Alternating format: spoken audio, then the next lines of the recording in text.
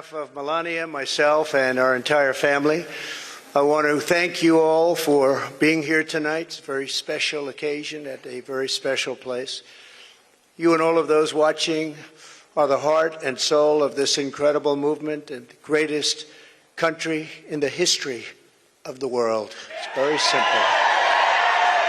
There has never been anything like it. This great movement of ours, never been anything like it, and perhaps there will never be anything like it again. There's never been anything to compete with what we have all done.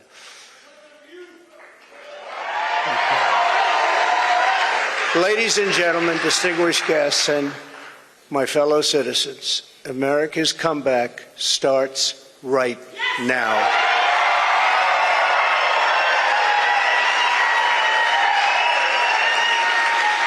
Two years ago, when I left office, the United States stood ready for its golden age.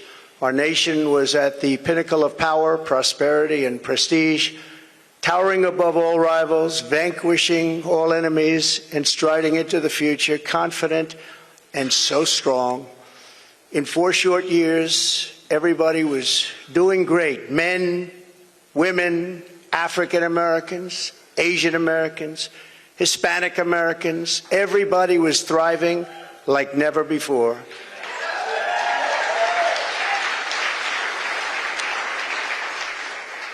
There was never a time like this. We turned the page on decades of globalist sellouts and one-sided trade deals, lifted millions out of poverty, and together we built the greatest economy in the history of the world. When the virus hit our shores, I took decisive action and saved lives and the U.S. economy. And by October of the same year, America was roaring back with the #1 fastest economic recovery ever recorded. How about that? All of the incoming administration and all they had to do was just sit back and watch. Inflation was non-existent. Our southern border was by far the strongest ever. And because the border was so tight, drugs were coming into our country at the lowest level in many, many years. Importantly, after decades of rising energy costs, the United States had finally attained the impossible dream of American energy independence, which soon would have turned into energy dominance.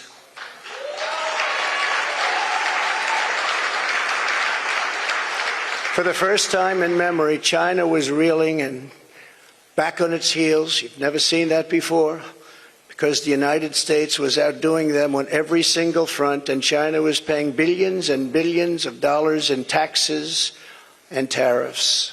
The farmers know that because they got 28 billion of it.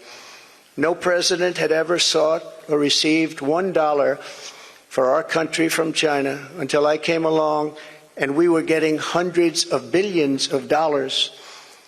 Many people think that because of this, China played a very active role in the 2020 election. Just saying, just saying. Sure, that didn't happen. Instead of jobs and factories leaving America for China, they were for the first time ever leaving China for America.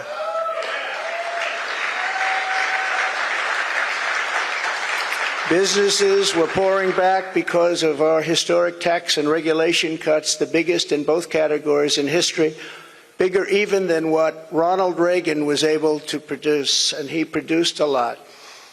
China, Russia, Iran, and North Korea were in check and respected. They respected the United States, and quite honestly, they respected me. I knew them well. I knew them well.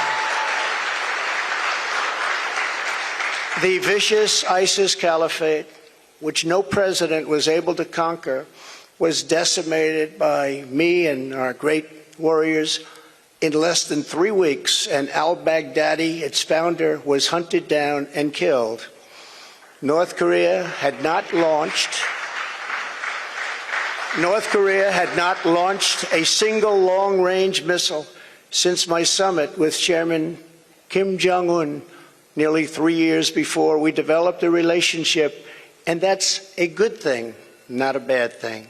It's a good thing. Very good thing, actually, because look at what's happening today.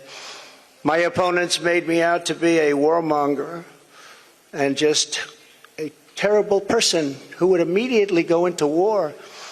They said during the 2016 campaign that if he becomes president, there will never be a war within weeks, and we will have wars like you've never seen before. It will happen immediately, and yet I've gone decades without a war, the first president to do it for that long a period.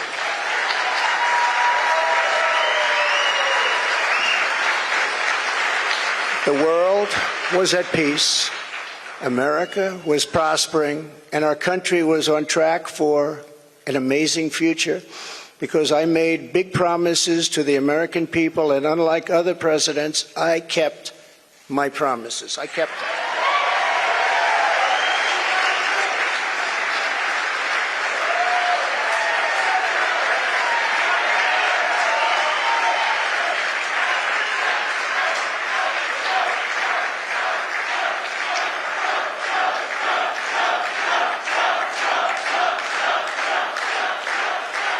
Thank you very much.